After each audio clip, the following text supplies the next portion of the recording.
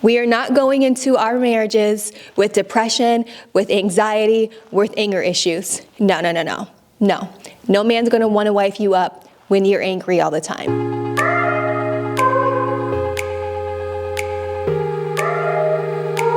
Hey girl, it's Johanna with Glamorous, where we learn how to live our best lives through Jesus Christ. And girl, 2025 is right around the corner, and we are not going to mishandle our single season, okay?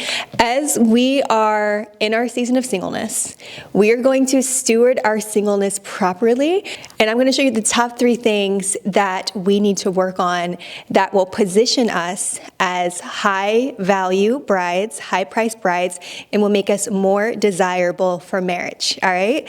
So without further ado, let's get started.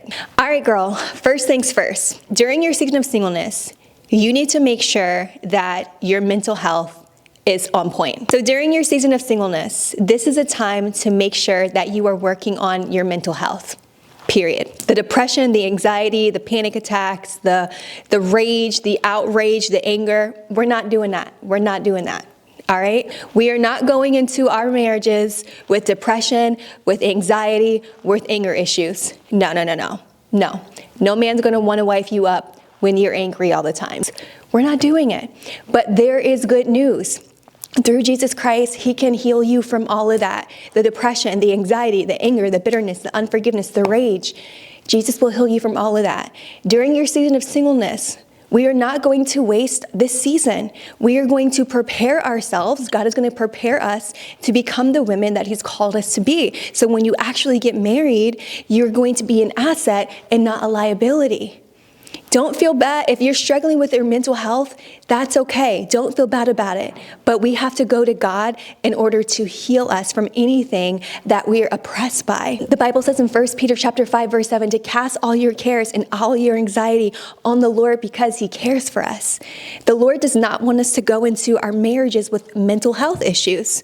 The Proverbs 31 woman. In Proverbs chapter 31, verse 12, the Bible says that she does her husband good and not harm all the days of her life. That means she has her mental health in order. She's not vengeful. She's not angry.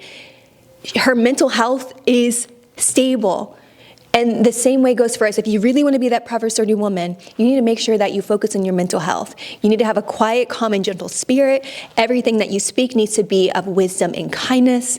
Do not go into your marriage with mental health issues. Take this time during your season of singleness to work on your mental health. Allow Jesus to transform your heart and your mind and give you that peace that surpasses all understanding, so that when you go into your marriage, you will be an asset and not a liability. All right, this one gonna hurt a little bit. This one's gonna hurt a little bit, but I have to say it. Ladies, during your season of singleness, this is the time to focus on your finances. So many women are praying for a husband, but they are not praying that God fixes their credit. They're not praying that God gets them out of a negative account. They're not praying that God transforms their finances. They're not praying that God helps them to stop living paycheck to paycheck. While you're praying for a husband, also pray that God helps you to increase your credit score.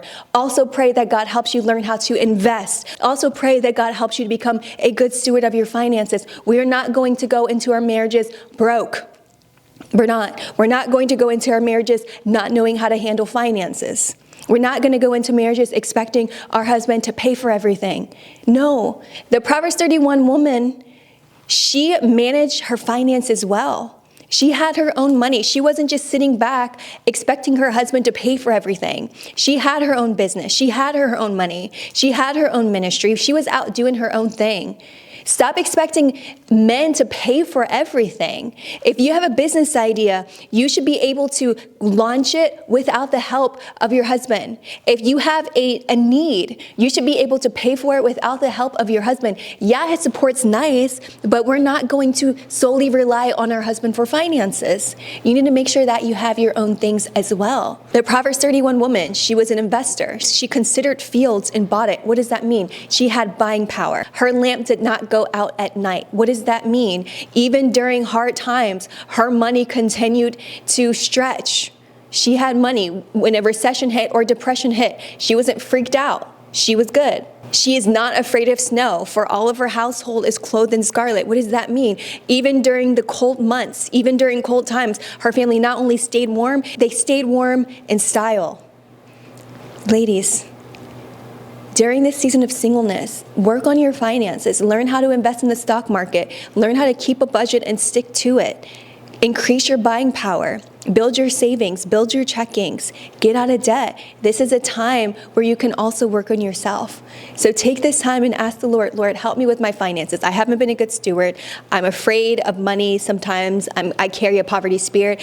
Ask the Lord to deliver you from that so that when you go into your marriage, you can be an asset and not a liability. All right, last thing, ladies. Before we go into our marriages and during our season of singleness, this is the perfect time to work on your character.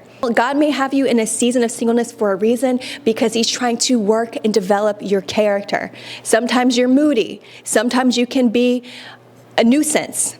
Sometimes you haven't learned how to stop nagging. You haven't learned how to avoid arguments. Everything has to be a fight. If your character is terrible, don't expect God to send you a husband. You need to learn how to speak words with wisdom and kindness. You need to learn how to avoid arguments. You need to learn how to solve problems. You need to learn how to stop nagging. You need to learn how to stop throwing fits and tantrums.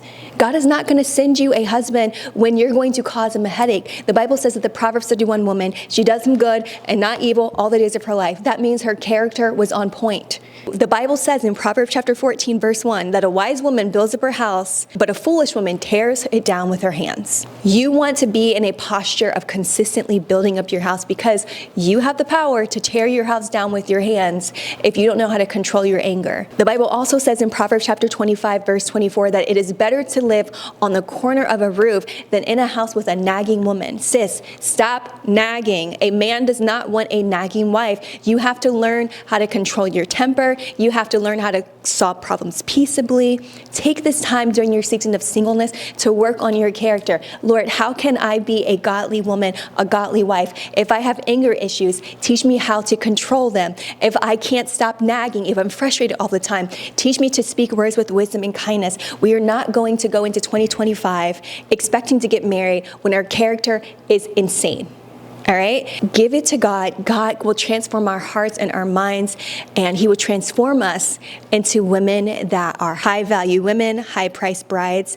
And when you fully work on yourself, when you work on your character, when you work on your finances, when you work on your mental health, then God will be more likely to send you your husband when you are fully a healed, whole, and well-rounded woman of God.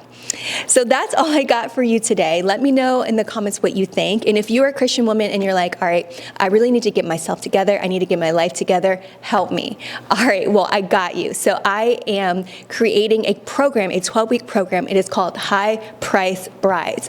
And this is a character development and wife preparation program where I teach you the biblical principles to become a well-rounded woman so that you can become the woman that God has called you to be and potentially attract the man that you have been praying for.